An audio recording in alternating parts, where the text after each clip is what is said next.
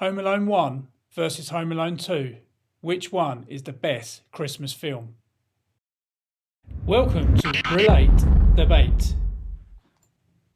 Every Christmas we watch Home Alone 1 followed by Home Alone 2, and there's always a debate on which film is the best. So Home Alone 1, what a great film. So some background, got an 8-year-old kid named Kevin. He's accidentally left behind when his family rushes off on a Christmas vacation in Paris, France. At first, he is happy to be in charge, king of the castle. But when thieves try to break into his home, he has to put up a fight. And that's when the fun begins. Kevin finds ways to outwit the bad guys with a series of booby traps. The famous scene is when Kevin's mum's on the flight and she wakes up worried that the family has forgotten something. She asks Peter if they've turned off the coffee machine, locked the doors, etc. Peter admits that he did forget to close the garage. Kate, however, thinks it's something else they forgot.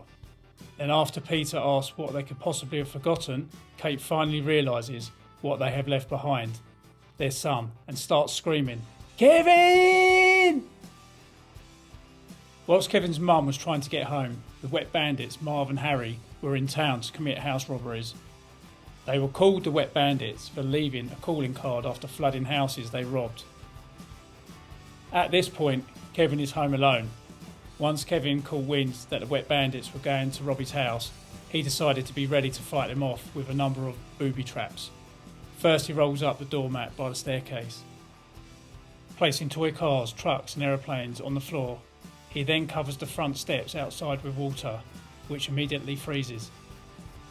After hooking a glowing hot barbecue starter onto the doorknob of the front door, Kevin coats the inside basement stairs with tar, then creates an escape route by connecting a rope from the attic window to his treehouse. In the kitchen, he squirts glue onto a sheet of plastic wrap, then piles a cart high with feathers and an electric fan. Then he places glass Christmas ornaments down on the floor next to a window. Finally, he grabs 2 paint cans with ropes tied to them and gets ready to protect his house. So, the Wet Bandits arrive and the fun begins. Marv sticks his head through the door and is shot in the forehead. Harry goes around to the front door but slips on the icy stairs. The booby traps continue until Kevin defeats the Wet Bandits. Marley, his spooky neighbour, intervenes and hits Marv and Harry with a snow shovel, knocking them unconscious, saving Kevin and returning him home. Harry and Marv are arrested. Kevin then is reunited with his family on Christmas Day. Great ending. So now on to Home Alone 2, Lost in New York. Also a great film. So the background. This time Kevin loses his father at the airport. He mistakenly gets on a plane headed for New York City, but should be boarding a flight to Florida with the rest of his family. Again, Kevin finds himself alone in the Big Apple, so has to blag his way into a room at the Plaza Hotel. This is just the start of the fun as Kevin discovers that the Sticky Bandits, formerly the Wet Bandits in Home Alone 1, are on the loose.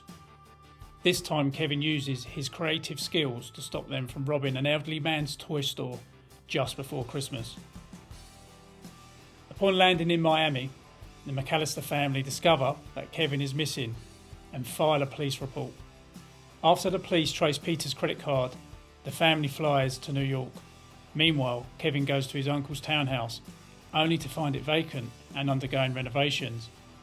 In Central Park, Kevin encounters and befriends the pigeon lady. She explains how her life collapsed when her partner left her.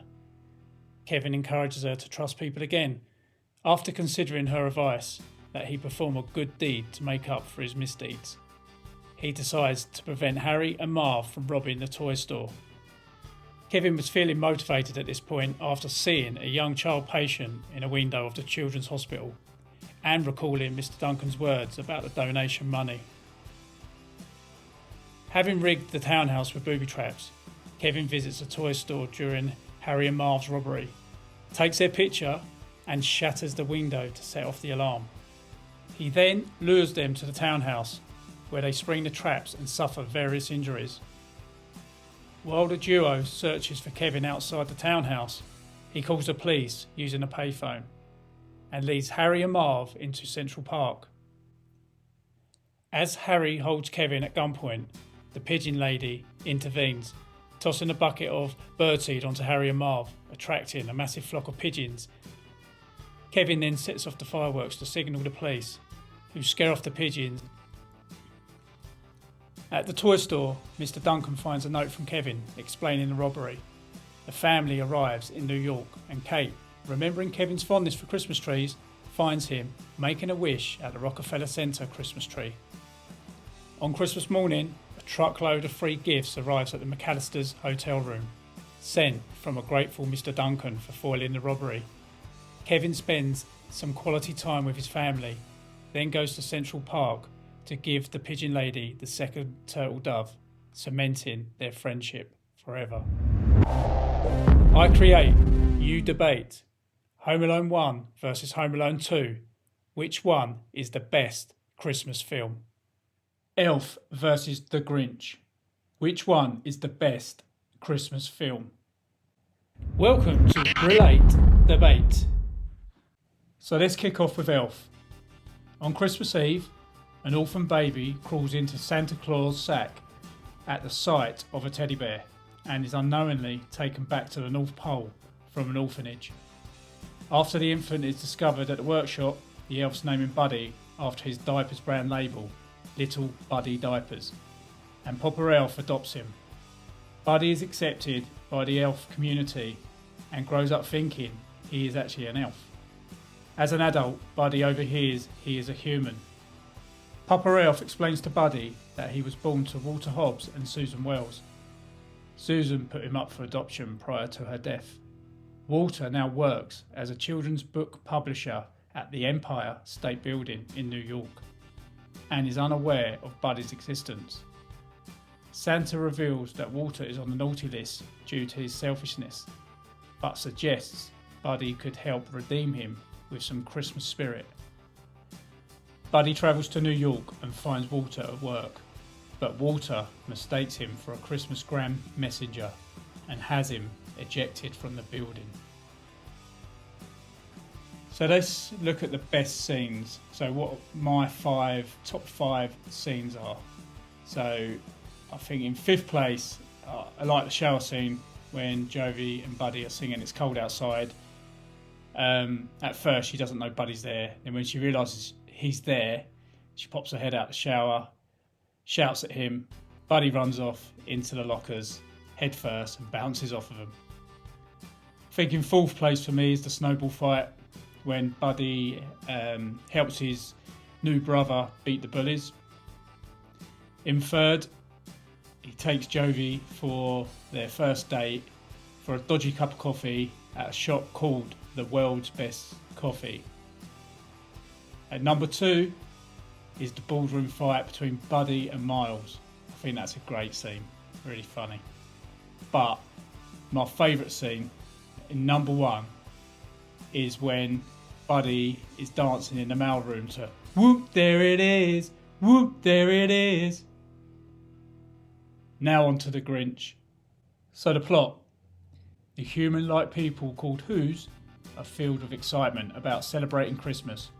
However, the only one who is not amused is their grumpy, green-furred Grinch, born with a heart being 2 sizes too small. He lives in the cave with his dog Max and only goes to Whoville to buy groceries and harass the Who's.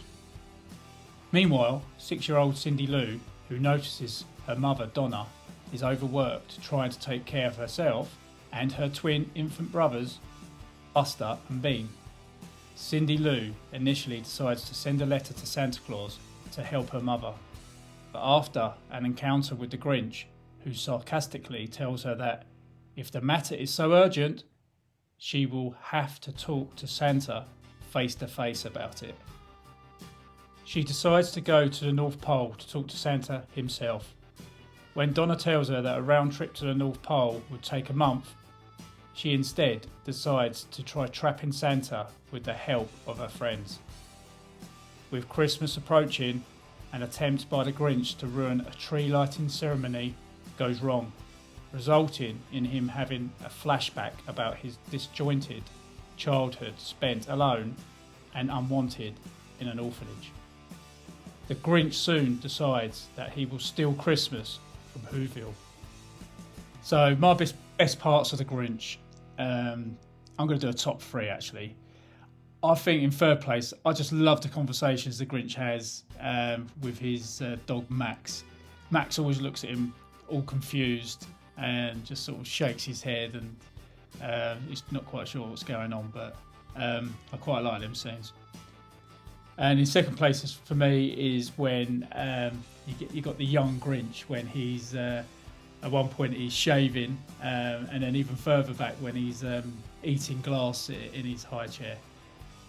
But my favourite scene, which I love, is when Martha shoots up the decorations like a machine gun.